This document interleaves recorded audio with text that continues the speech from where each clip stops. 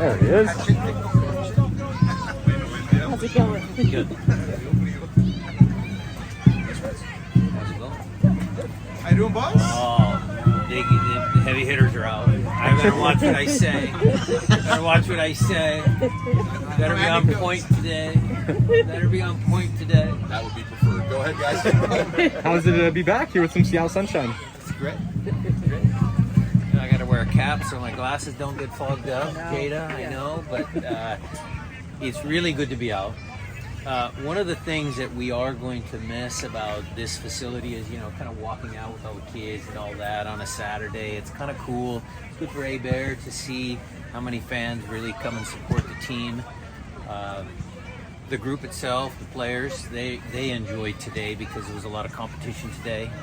So it's really good to be back. You mentioned A-Bear there. What have you early impressions from him? Well, he scored a couple goals. That's why we brought him in. What's your expectations on his role? What he can do for this squad in general in terms of his play I mean, profile? that's a little early, but certainly we want to try and get him on the field as much as possible. We do have a very big schedule, lots of games, but I'm not counting out anything. I'm not counting out playing with two forwards. I'm not counting out playing with one and then trading. It's a work in progress. In his game profile, how would you describe him as a forward and what he can provide in that group of forwards? Well, he's a true goal scorer like Raul, like Freddie. I mean, it doesn't take him many chances to score. I think that's what he's made his name. We were kind of joking the other day that we beat him in Champions League last year, but he gets to go to Morocco, so that was kind of a bonus for him. That's good. But he's a good guy, fits in well with the locker room, very good, so very happy to have him. Brian, in what ways are the ramp up, or is the ramp up different these next 3 weeks than it would be for a normal preseason? Yeah, so I've already talked about with a couple of people about the differences in this preseason and the good job that Sean Muldoon and Adam Centofanti did. Take the internationals out of it, the guys who were in the World Cup. We gave them individual specific programs for them in the off season to follow because we knew we had a shorter ramp up. So the physical preparation has so far been very good. The test scores from yesterday were better than what they had last year. The team, the group is fitter than they were last year, coming in last year. And look, it's hard. It's hard, you as an individual going out, running on your own. It's always harder to, maintain some base of fitness. But credit to the guys and credit to Sean and Adam. I think I've seen, a better starting point. Now you gotta fast forward that to real exercises, real drills, real fitness. Obviously injuries, we don't want to push them too hard to push them into injury fatigue, but I think that's been a positive for me, a positive sign with the short ramp up. So is it just fundamentally different preparing for something like this than it was even for Champions League, which I think gave you an extra week or two, but also you could ease into a little differently?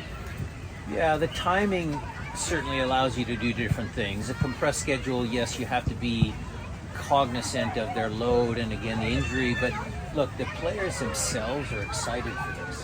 I mean, they are talking about it. They love the fact that they have an opportunity to be on a world stage. I mean, we were on a continental stage with Champions League. I mean, it was great. We beat a couple Mexican teams and all of that. But this is an opportunity for us to win that first game, and who knows who we're going to end up playing.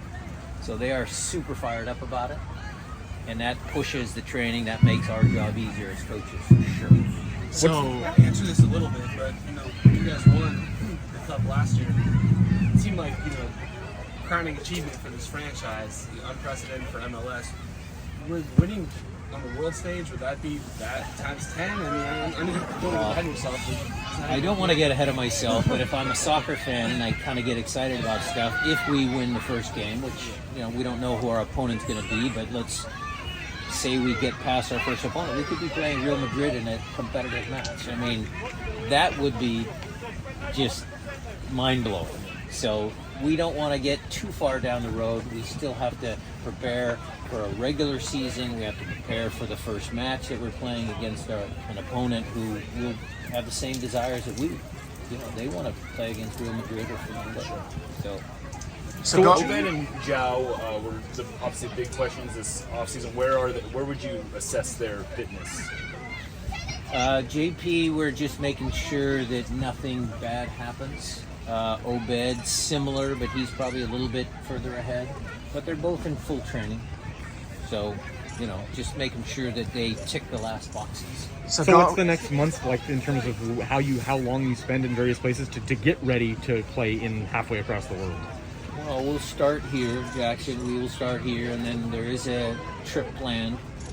We will be off to Spain, and then directly from Spain we will fly to Morocco. Do you have a game set up with teams in Spain to get ready for it? We have teams and a good week of training there, and a final training match, and then again flying to Morocco from there. So going into the Club World Cup, people have been trying to guess what approach you're going to take as far as the team you're going to play. So I was just wondering if you're going to be taking more of a preseason approach since it's so early into the season, or if we're going to go all in like we did in the Champions League. Well, this is a competitive tournament. The Sounders' ethos, the motto, the culture of the club is every game is important. Whether it's a training game, whether it's an exhibition game, whether it's a competitive game in MLS, in Open Cup, in a Club World Cup, we're going there to try and win the first game. And then if we can do that, we'll use the same approach for the second match. We're not going there on vacation, I'll tell you that. You guys, it wasn't a given, but 14 years making the playoffs last year, 13 and last year, not. Did you talk about that this season as far as we got to get back? I brought that up in the preseason meeting yesterday. And look, there's probably plenty of reasons why, but my job is not always to provide the answers. My job as a coach is to ask them questions, to make them reflect. How did you feel after being on such a high? And then, I showed them the photo after the last game in Sporting KC of guys on the ground exhausted because they put everything in, but we knew we were out of the playoffs. And so how do they respond? What is their mindset as a group, as an individual? Those are some of the things that I ask open-ended questions about. And only this season will dictate how we as a group answer those questions. Was there any conversation? Were there any responses, or is it also them kind of just saying? I left them to their own devices. They are talking about it. They obviously are a proud group. This is a proud franchise. We didn't take last year's playoff miss very well, so we will come back strong. Coach, is there a point in a typical preseason where a player kind of will stand out to you and you're like, they've taken steps forward? There's something that is different about their skill level, something they've added to their game. Is there a point in preseason when that starts to appear? Yeah. Look, there's always little glimpses of, good things. So, Antonio was very good today. You guys have to look that up, who he is, but he was very good today. It was his birthday today, and maybe he was excited, but he looked good. There were other players certainly that, performed well, work hard, knew who had a good day because we're working on defending. You saw some of the goals that were scored. It was a good day all around. But, the final tests will be the exhibition matches against real competition, and we'll have to see who really is performing well. You mentioned going from the high to the low. Jordan mentioned something earlier, and he's out here and something similar. Is there a built-in disadvantage to the regular season when you participate in a tournament of this magnitude? It might be worth it, but It's some of my reasonings for the drop-off is human nature, because people do sometimes get complacent, or maybe those first 3 weeks after we won, we're a little too full of ourselves. Who really knows what went on in every single player's mind? But certainly there is a challenge. Coaches around the world in different sports have always said it's easier to get to the top than stay at the top. That's common sense. And so, we had a challenge, and we didn't meet that challenge. How is the communication different with Craig than Garth?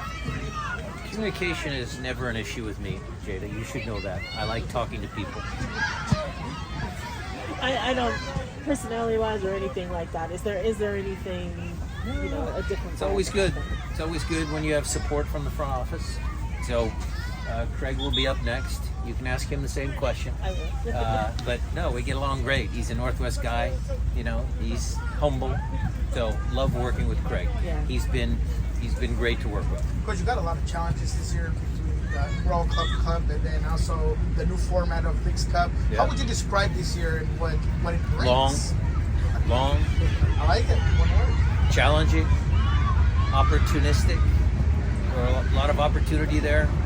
It'll be an opportunity for, look, Nico, a lot of our team and how we play, but we're going to need all of the players to perform at some point in a long season with a bunch of games. So it's opportunity for Danny, for Josh, for Obed, for Ethan, for some of the young guys, for the mid-range guys, the seasoned pros. They help you through those hard times because they've been through it. And then look, in the big games, in the big moments, you need your big stars to perform well. So it's going to take a group effort to manage this season.